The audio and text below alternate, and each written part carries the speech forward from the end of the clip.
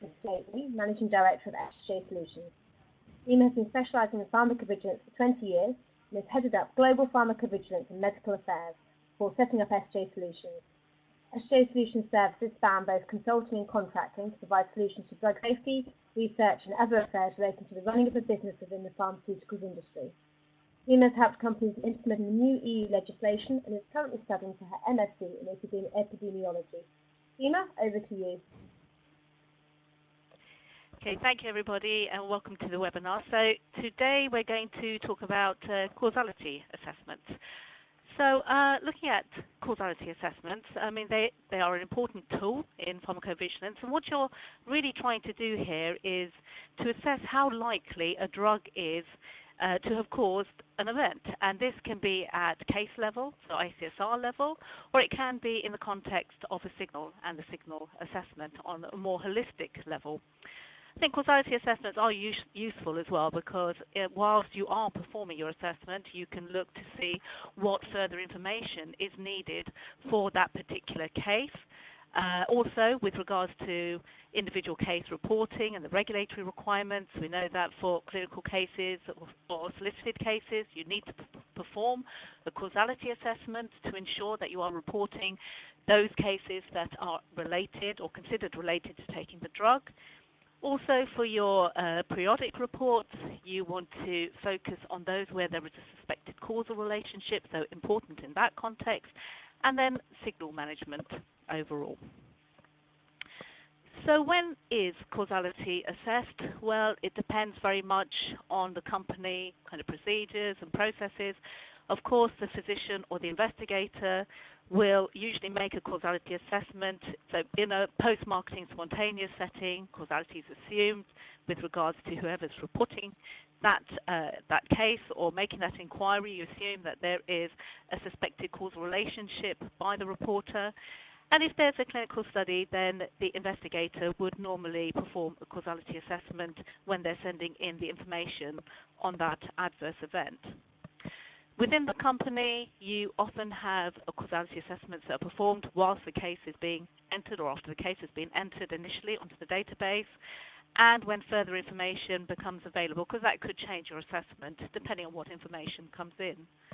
You also perform your causality assessments when you're performing your signal generation and evaluation, and you can do that at periodic review as well. Now, there are various ways of performing your causality assessments, and looking at the first one is expert judgment or global introspection, and basically this is where you are assessing the case or the information based on your own judgment, taking into account your experience and expertise, or whoever's performing that assessment, their experience and expertise. And usually this is a senior scientist or a physician looking at the case, looking at all the elements of the case or looking at all the elements of the signal and making a decision or an assessment based on that. So it is one of the most utilized methods for adverse drug reactions and causality assessments in ADRs. And I think, though, it's worthwhile pointing out, though, that there are, as you can imagine, there's a huge degree of inter and intra-rater issues, because consistency and reproducibility is a problem, because as we know, you could go back to a case, a couple of weeks later, 3 weeks later, and actually you could, if it is subjective in this way, you could actually make a slightly different causal assessment, even if it's the same person performing that assessment. Also, with regards to your prejudice or a priori assumptions, it's very hard not to take that into consideration when you are making that subjective assessment in this way. So one way some companies have of avoiding this is to use informal guides in some way, which does help to improve that reproducibility and doesn't affect overall that global introspection and the decision made there. If we look at the Bayesian methods, these are much more formal and based around probability. So you can have a probability that's calculated from available knowledge or based on background information, and then determining the probability of a drug causing that case. Overall, this gives better sensitivity. So you have less false negatives. but there is poor specificity, so you will get more false positives. But you can actually calculate a positive predictive value. But what you do get out of this are a lot of probabilities, and actually in practice it is extremely complex and isn't really used routinely. If we then look at the structured algorithms and decision trees, you're probably more used to seeing this.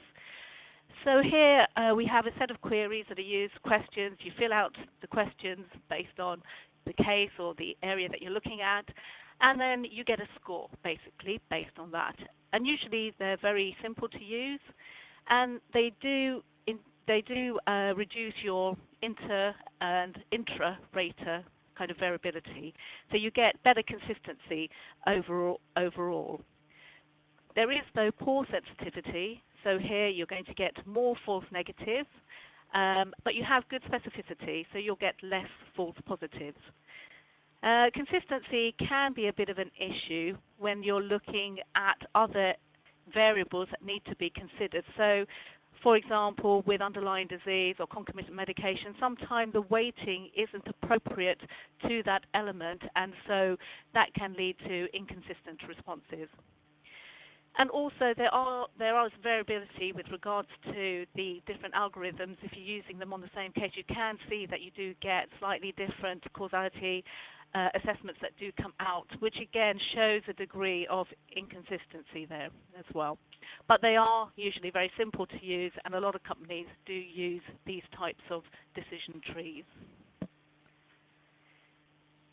Now, if we're looking at what characteristics you'd need for a causality algorithm, so first of all, you want something that shows consistency when used on the same similar cases, or if you give the same case to different people, you're going to get the same response, so the repeatability aspect of that.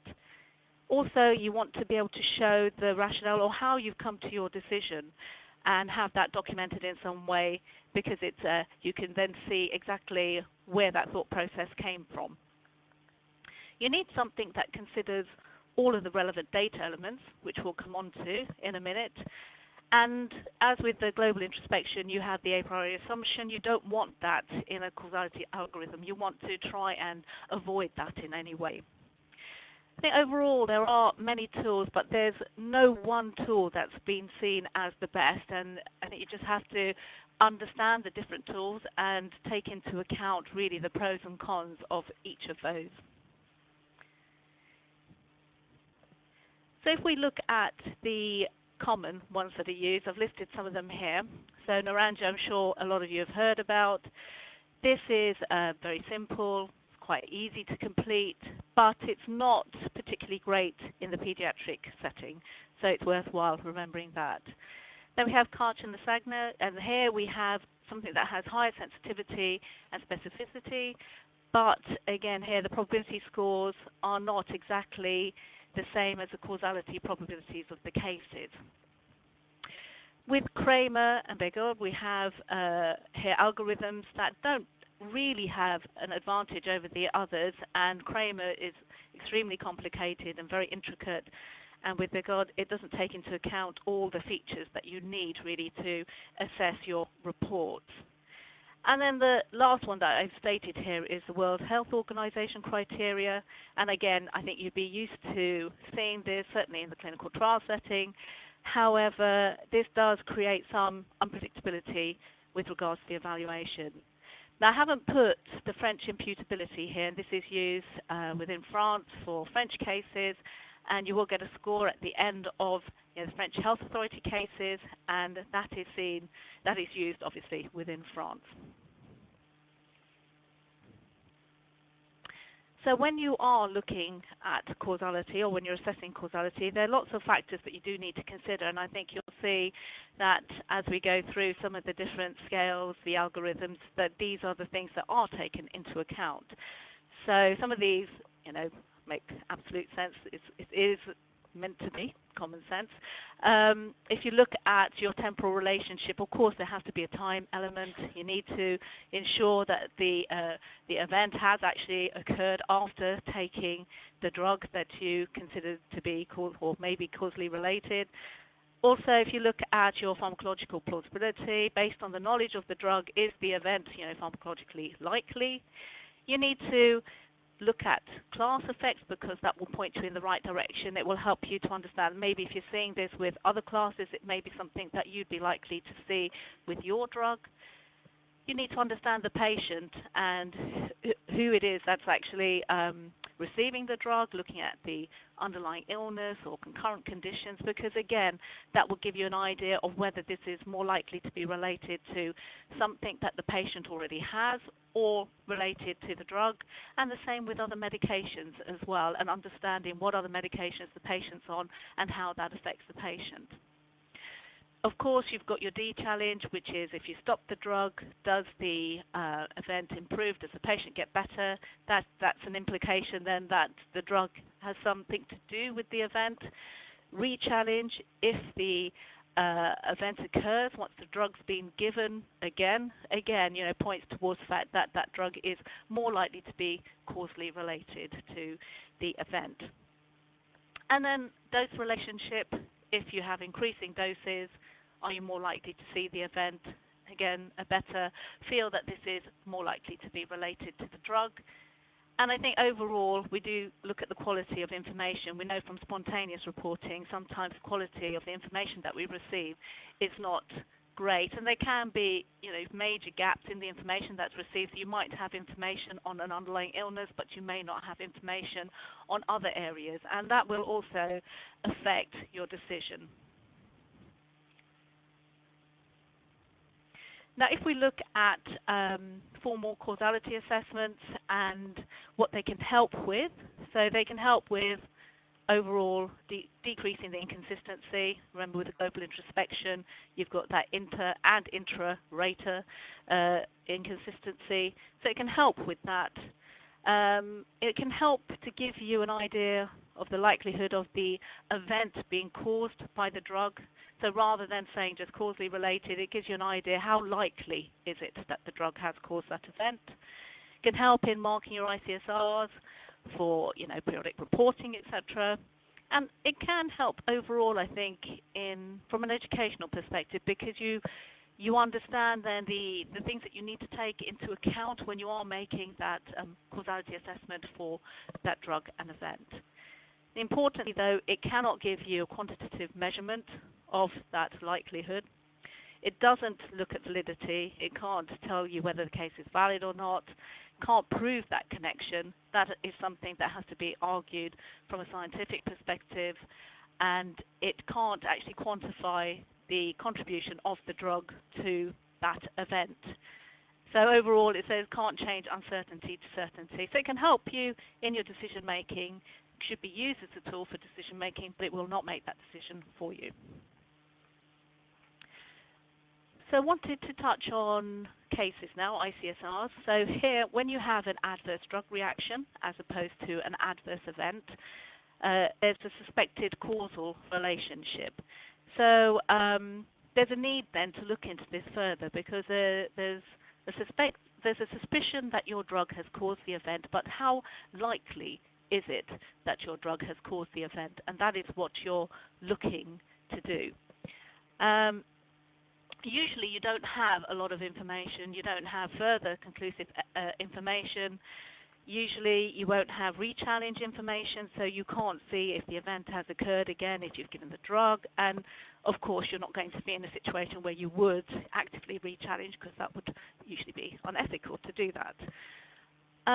Overall, most ADRs sit between kind of being probably related, possibly related, and they're not at the extreme of being, definitely related, certain, or very unlikely related. And that does make it quite difficult then to tease out exactly what's going on.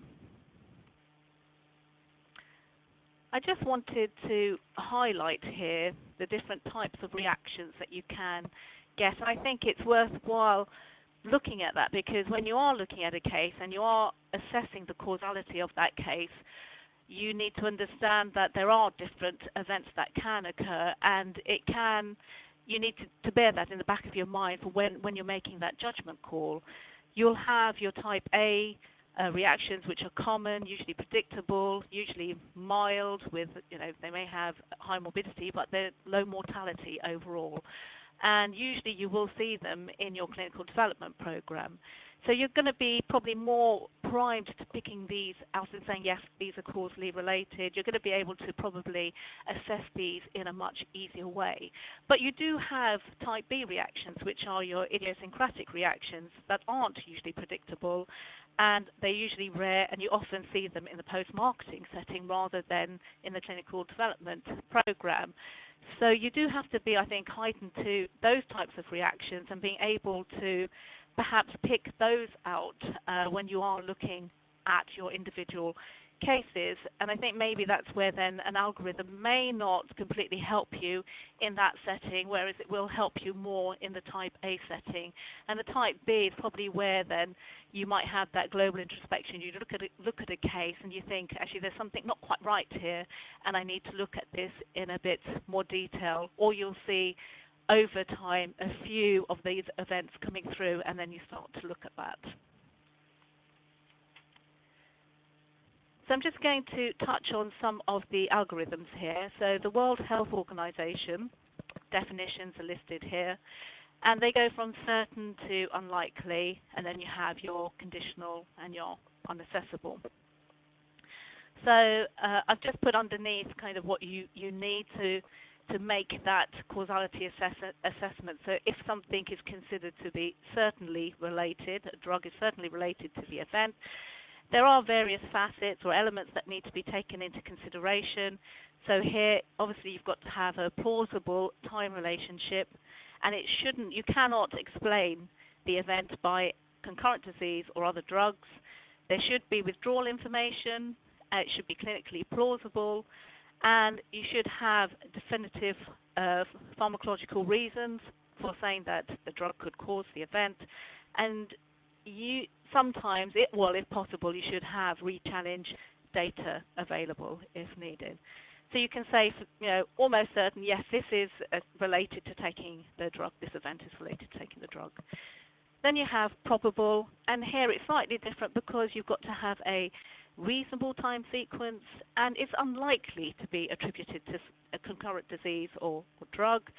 And you should have a de-challenge information, but re-challenge information is not necessarily required. So you can see it's slightly less than you're certain. You don't have as much evidence behind being able to make that causal assessment. Possible, so here you have, again, a reasonable time sequence, but you could also have an explanation from your concurrent disease or your drug. So there could be an alternative explanation, whereas with unlikely, another explanation is more plausible. Therefore, it's unlikely to be related to taking your drug. Now, with conditional or unclassified, here you need further information usually to be able to make that decision. And if something's unaccessible, that's usually because there's conflicting information, and again, further information or clarification is required to be able to make that judgment call. Now, if we look at the Neurons scale, this is a 10-point questionnaire, and you fill out the different questions. You're assigned a score based on your answers, and you get a value which is called the Neurons score. And this the outcomes are definite, probable, possible, or doubtful. So these are the questions. I'm not going to go through them in detail, but you can see that they cover things like with re-challenge, de-challenge, things like other reports of the reaction with the drug, any other alternative causes. So looking at patients' concurrent conditions. Sorry, my screen has just gone. Got it back now. Concurrent conditions, concurrent medication, and the scores underneath, you'll see the +1, 0, 0. So the +1 is yes, the 0 is no, and the 0 is unknown. So you complete these questions. 5 are here, 5 are on the other slide, and you get a score overall. You add it all up, and that will give you your Neurons score. So you can see here, doubtful is 0, 1 to 4 possible, 5 to 8 probable, and greater than equal to 9 is a definite ADR. So again, taking those concepts into consideration of temporality, de-challenge, re-challenge, etc., and coming up with a score that you can use on an individual case basis. Now, I mentioned signal detection or management or assessment, I should say, really.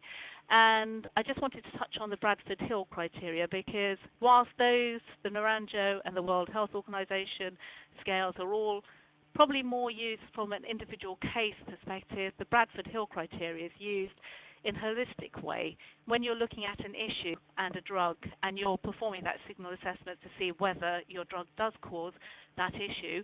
This is what has been used in the past, and this was established by Sir Austin Bradford Hill from 1965, so it's been around for a number of years, but you can see that, again, nothing much has changed. It's covering the general things that you've covered with the algorithms, and I'm going to talk about each of these over the next few slides.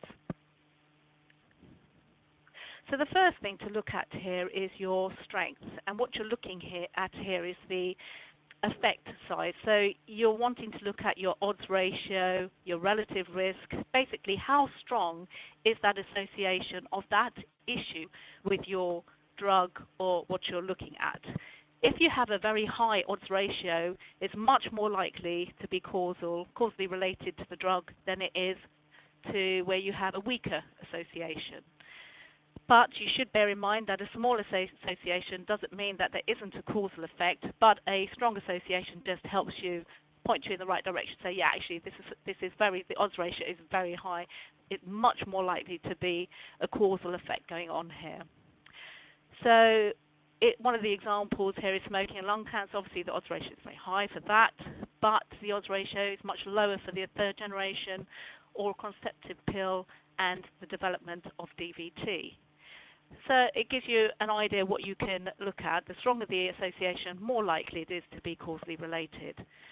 I was going to use cisapride and QT prolongation throughout these different elements so that you can get an idea of how to use it. So with QT prolongation and cisapride, QT prolongation itself is a rare event. However, the odds ratio was high, so it pointed towards there being some degree of a causal relationship with cisapride. The next thing is consistency, and this is about being able to reproduce or seeing the same thing or same effect in other populations or different circumstances. So it could be that you see it in males and females, you see it in east and west, you're taking a different population seeing the same thing. And that gives you, again, an idea that this is likely to be caused by the drug because you are seeing it across the board. But again, lack of consistency doesn't mean that there isn't a causal association, and it could be that for a specific issue, you only see it in a certain population, and you do have to bear that in mind.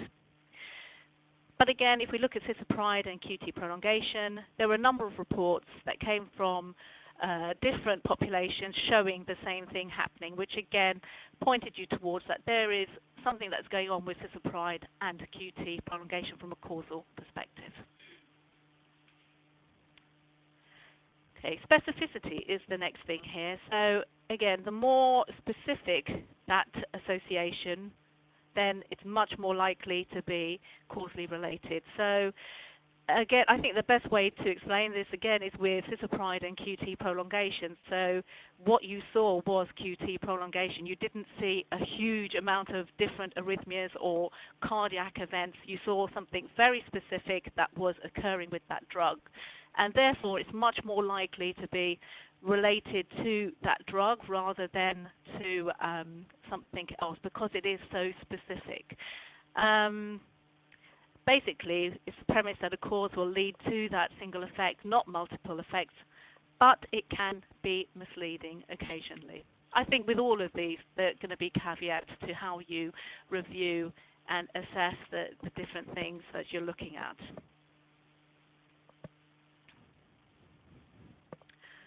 Okay, then we come on to temporality. Again, I don't think this needs much explanation. Of course, you have to take the drug for and experience the event and not the other way around for it to be considered causally related to taking the drug. And there are things that you need to consider here, though. You need to look at what the issue is that you're looking at, the natural history of that disease, when you can expect to see that disease appearing or developing, or that event developing. If, for example, you look at cancer development or specific tumor, you're not going to look at that time to onset minutes after taking the drug. You're going to look at it a few years down the line.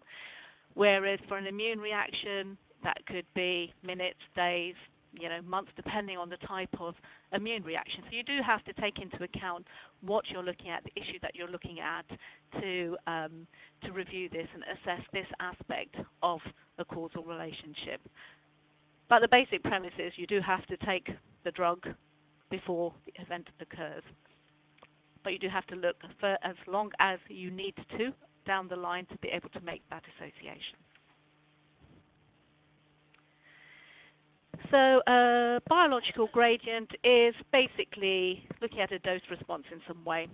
So the higher the exposure, the more likely you are to see the effect. So again, things to bear in mind, in some cases there may be a threshold level. So it could be that if you have a lot of low dose cases, you may not see it, but as soon as you reach the threshold, you do see an event occurring. So again, to bear that in mind, that there may be situations where that biological gradient looks slightly different, that dose response curve looks slightly different. But that's where you can use the data you have to put it into a visual representation and have a look to see what's going on. And examples here are your non-steroidals and GI bleeding, and also your corticosteroids and growth retardation on a dose-response curve.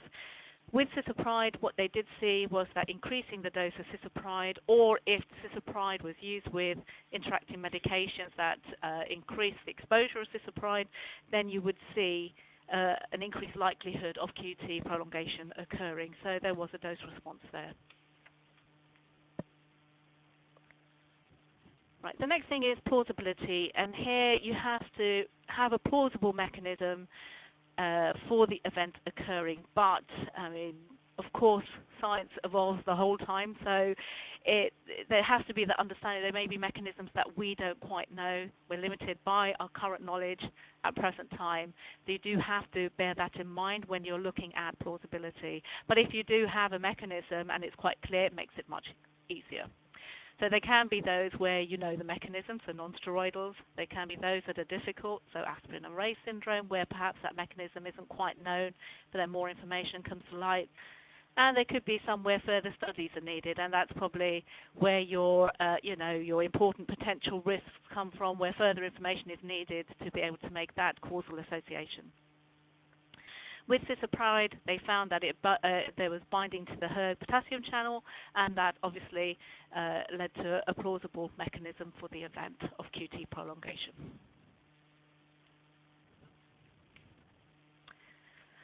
So coherence now. Coherence is about ensuring that there's no conflict with the natural history of the disease. I think it's quite a difficult concept, really, but it is included as part of the criteria. I think the example here you can see, so it's like smoking. You know that smoking affects your bronchial epithelium, so lung disease is, lung disease would be expected. It doesn't go against what you know with regards to lung disease being caused by defective bronchial epithelium. So it's about taking that into context. However, again, there is a caveat that if you don't have this information or you have conflicting information, it doesn't mean that you can completely rule out a causal association. There still may be a causal association. You cannot say because there's no coherence, that's it, there's no causal association. You do have to take it into consideration with the rest of the parameters you're looking at. Okay, next is your experimental evidence. And this is where you have different studies. You can have your biological models, you can have your animal studies, which point you towards showing that this effect does occur, or you can have human studies as well. And you can include positive, de-challenge, and re-challenge as part of this.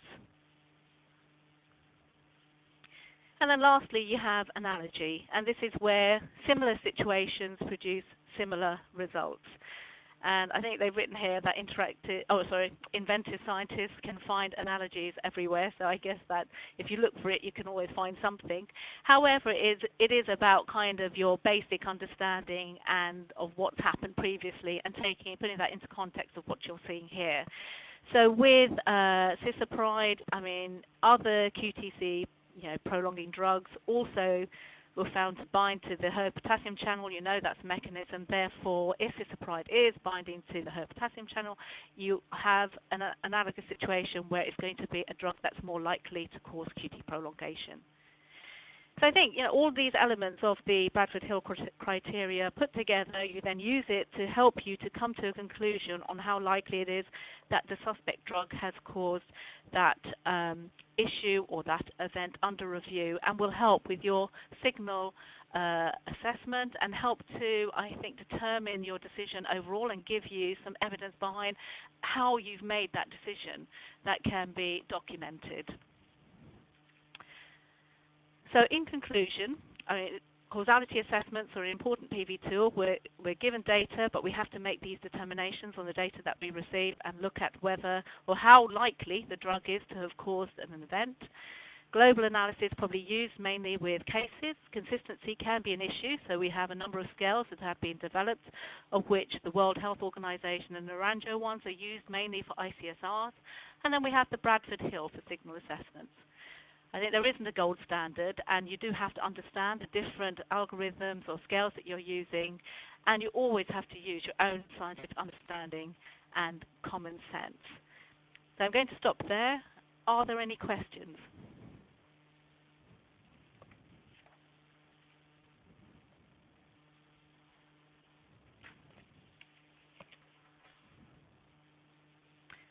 Okay, it looks like we don't have any questions as yet.